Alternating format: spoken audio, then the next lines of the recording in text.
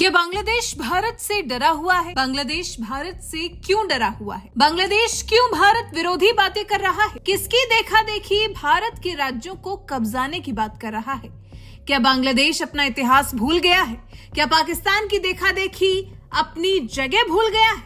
जी, कहा तो यही जाएगा कि बांग्लादेश पाकिस्तान की देखा देखी अपनी असल जगह भूल गया है। तभी तो सोचिए, भारत जैसे विशाल देश को तोड़ने की बात कर रहा है, इसके कुछ हिस्सों को कब्जाने की बात कर रहा है, इसके पूर्वोत्तर राज्यों पर अपना अधिकार जमाने की बात कर रहा है।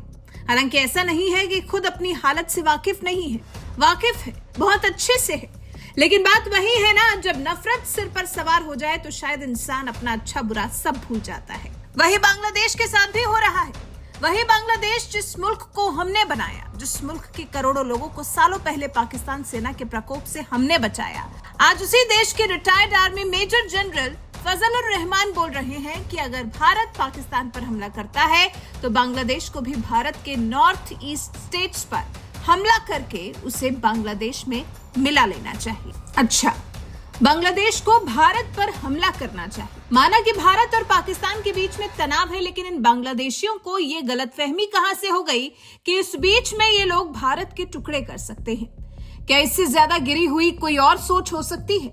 मतलब खुद कंगाली से उबर नहीं पा रहे हैं और हमला करने की बात कर रहे हैं, वो भी किस पर? भारत पर। आखिर किस हैसियत से इतनी हिम्मत ला कहां से रहे हैं? जिस मुल्क की आधी आवाम अवैध तरीके से हिंदुस्तान में घुसकर रिक्शा चलाने का काम करती है, बांग्लादेशी औरतें यहाँ नाम बदलकर हिंदुस्तानियों के घर में बर्तन साफ करती हैं, आज भी 2 करोड़ से ज्यादा बांग्लादेशी भारत में अवैध तरीके से घुसे हुए हैं। अभी हाल ही में सूरत और अहमदाबाद में बुलडोजर के बल पर 6000 बांग्लादेशी घुसपैठिए पकड़े गए हैं।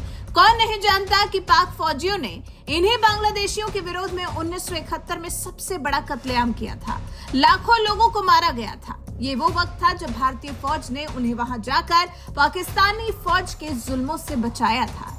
इसके बाद भी हिंदुस्तान का एहसानमंद होने के बजाय आज जब भारत और पाकिस्तान के बीच में एक वारदात को लेकर ठनी हुई है, तो ये बांग्लादेश उसका फायदा उठाने की कोशिश करता दिख रहा है। इस देश के रिटायर्ड मेजर जनरल भारत पर कब्जा जमाने की बात कर रहे हैं, लेकिन सवाल ये कि रिटायर्ड मेजर जनरल की सोच यहाँ तक पहुंची कैसे? कैसे फजलुर रहमान ने भारत के खिलाफ इतनी बड़ी बात बोली? आपको याद होगा, साल 2001 में भारत और बांग्लादेश की सीमा पर तनाव हुआ था। बांग्लादेशी फौज भारतीय सीमा में घुस आई थी। तब भारत के 16 जवान शहीद हुए थे। उस वक्त यही जहरीला आदमी बांग्लादेश राइफल्स का अध्यक्ष था। भारत में घुसकर हिंदुस्तानी फौजियों की जान इसी फजलुर रहमान के नेतृत्व में ली गई थी। इसलिए ऐसा नहीं है कि फजलुर रहमान ने किसी की बातों में आकर भारत के खिलाफ इतनी बड़ी बात बोली है, बल्कि वो तो इस मानसिकता का ही इंसान है। और मोहम्मद यूनुस, वो कहाँ कम है। मोहम्मद यूनुस ने अभी अपने चीन के दौरे के दौरान भारत के कई स्टेट्स पर कब्जा करने के लिए चीन से कहा था। इसी साल मार्च महीने में मोहम्मद यूनुस चीन गया था।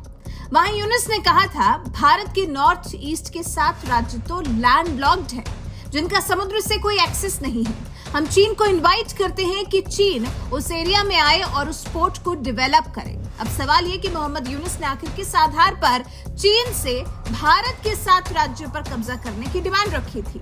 मोहम्मद यूनुस के भारत विरोधी बयान के पीछे उसका चटगांव हिल्स वाला इलाका है, जो बांग्लादेश में समुद्र से लगता है। ये पूरा एरिया भारत की सिक्योरिटी के लिए बहुत महत्वपूर्ण है।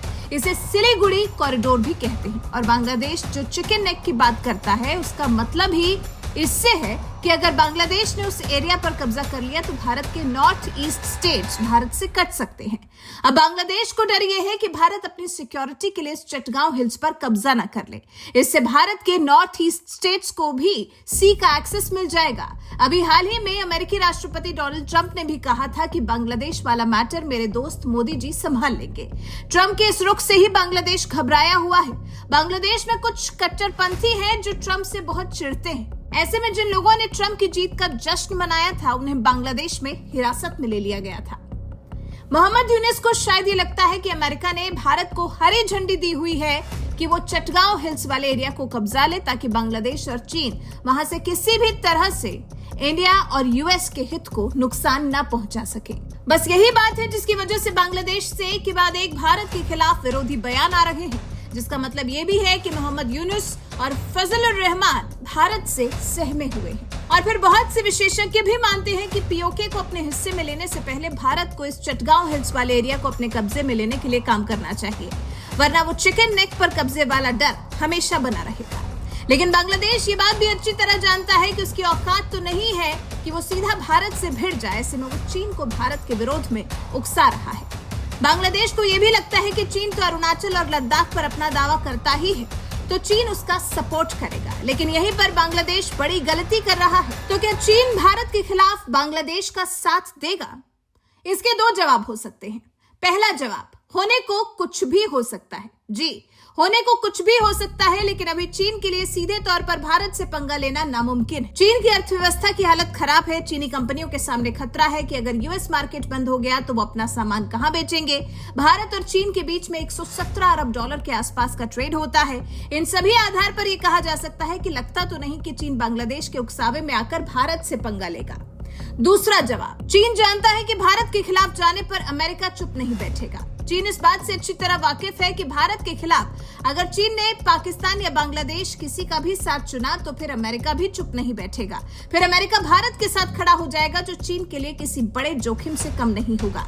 कभी भी अमेरिका के साथ चीन किसी भी डायरेक्ट कॉन्फ्लिक्ट में कूदना नहीं चाहेगा। और फिर हमारे पास इस बात के सबूत है।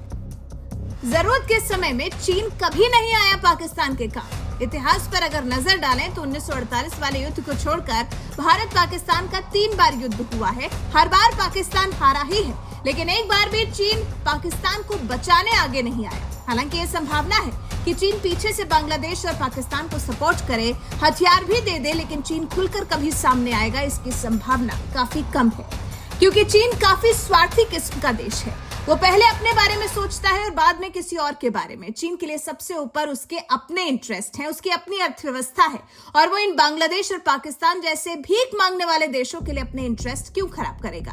हाँ, माना भारत चीन का दोस्त नहीं है, लेकिन एक बहुत बड़ा ट्रेडिंग पार्टनर तो है। तो इसका मतलब क्या निकाला जाए कि चीन पंगा नहीं लेगा, तो क्या बांग्लादेश सीधा भारत से पंगा ले लेगा? बांग्लादेश के सीधे तौर पर भारत से पंगा लेने की आशंका से इनकार नहीं किया जा सकता, क्योंकि हमारे सामने बहुत उदाहरण है पाकिस्तान के। पाकिस्तान अच्छे से जानता है कि भारत के सामने उसकी कोई औकात नहीं है, लेकिन फिर भी वो भारत से पिछले 78 साल में 4 बार लड़ चुका है। वो लड़ता इसलिए है क्योंकि वहां की फौज में हिंदुओं के खिलाफ बहुत जहर है, भारत को लेकर बहुत ज्यादा नफरत है। उसी नफरत में अंधे होकर बार बार भारत से लड़ने चले आते हैं। आज यही हाल बांग्लादेश का भी है। जब तक शेख हसीना के हाथ में बांग्लादेश की सत्ता थी, तब तक कट्टरपंथियों पर कुछ हद तक कंट्रोल था, लेकिन उनके देश से निकलते ही नियंत्रण खो गया और फिर हिंदुओं पर बर्बर जुल्म ढाए गए। यही तो वजह है जो बांग्लादेश और पाकिस्तान इतने नजदीक आ गए हैं कि आईएसआई का चीफ बांग्लादेश आता है, वहां का डिप्टी पीएम भी बांग्लादेश आने का प्लान बनाता है। पाकिस्तान की देखा देखी ही तो बांग्लादेश का पूर्व रिटायर्ड जनरल भारत के नॉर्थ ईस्टर्न स्टेट्स को कब्जाने की बात कर रहा है। वैसे आप हमें बताइए कि आपको क्या लगता है, जिस तरह से पिछले कुछ दिन में बांग्लादेश का भारत के खिलाफ कट्टर रुख हुआ है, तो क्या पाकिस्तानियों को जिस तरह से देश से खदेड़ा जा रहा है, उसी तरह बांग्लादेशियों को भी खदेड़ा जाना चाहिए? और फिर हमें यह भी बताएं कि क्या आपने अपने आसपास किसी बांग्लादेशी को देखा है जिसने अवैध घुसपैठ की हो और सरकार की नजर से बचा हुआ हो? इस बारे में आपके विचार हमें कमेंट कर जरूर बताइएगा। साथ ही हमारे इस वीडियो को ज्यादा से ज्यादा शेयर करिए और हमारे चैनल को सब्सक्राइब करना बिल्कुल मत भूलिएगा।